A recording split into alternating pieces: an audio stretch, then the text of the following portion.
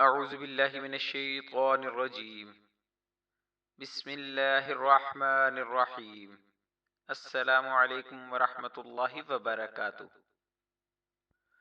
صحیح بخاری سے تہجد کے وقت نبی کریم صلی اللہ علیہ وآلہ وسلم کی دعا۔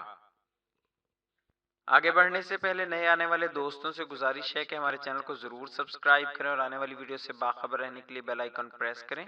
شکریہ۔ آج کی ویڈیو میں آپ دوستوں کے سامنے رسول اکرم صلی اللہ علیہ وآلہ وسلم کی دعاؤں میں سے ایک دعا پیش کرنے کی سعادت حاصل کی جا رہی ہے۔ یہ دعا صحیح بخاری کی حدیث نمبر 1120 میں بیان کی گئی ہے۔ یہ دعا اس لحاظ سے بڑی اہمیت کی حامل ہے کہ اس میں صحیح عقیدے کا اقرار، اللہ کے صحیح تعلق کی وضاحت، اللہ تعالی سے مغفرت کی دعا اور آخر میں پھر اللہ کی تعریف اور اپنے عجز کا اظہار ہے۔ رات کے آخری حصے کی تنہائی میں جب بندہ اللہ کے سامنے عبودیت کا اس انداز سے اظہار کرتا ہے تو یقیناً اسے اللہ کی رضا اور قرب کے عظیم درجات حاصل ہوتے ہیں۔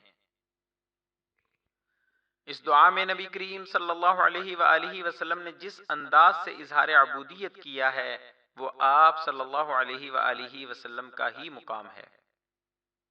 اس میں ایمان، اسلام اور احسان کا خلاصہ آ گیا ہے۔ ابن عباس رضی اللہ عنہ سے روایت ہے کہ رسول اللہ صلی اللہ علیہ وآلہ وسلم جب رات میں تہجد کے لیے کھڑے ہوتے تو یہ دعا پڑھتے۔ دعا: اللہم لک الحمد انت قیم السماوات والارض ومن فیہن ولک الحمد انت نور السماوات والارض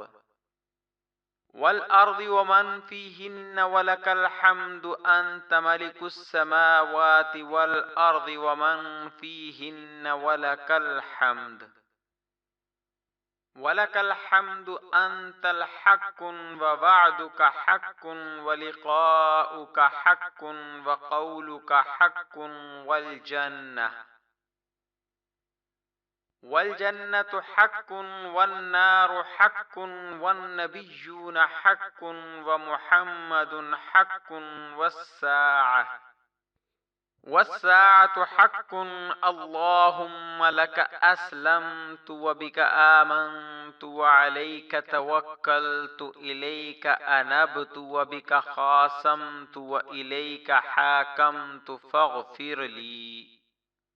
فاغفر لي ما قدمت وما أخرت وما أسررت وما أعلنت وما أنت أعلم به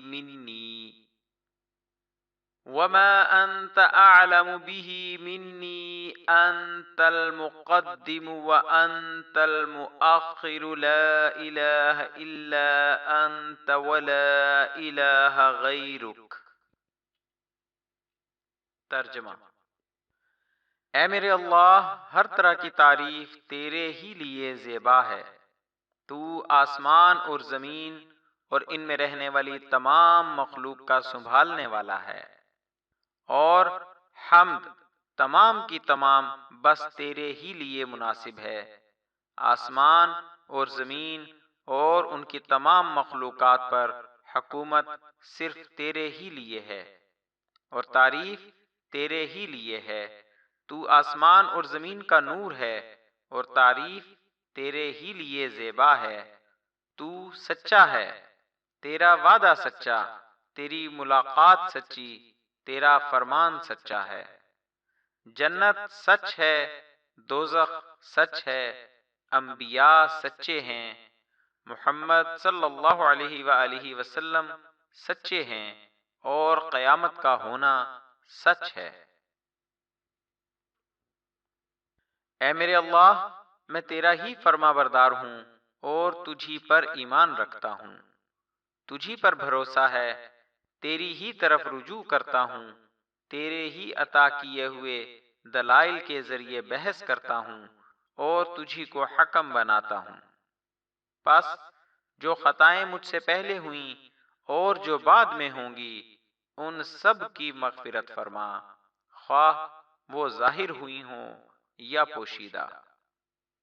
آگے کرنے والا اور پیچھے رکھنے والا تو ہی ہے، معبود صرف تو ہی ہے، یا یہ کہا کہ تیرے سوا کوئی معبود نہیں۔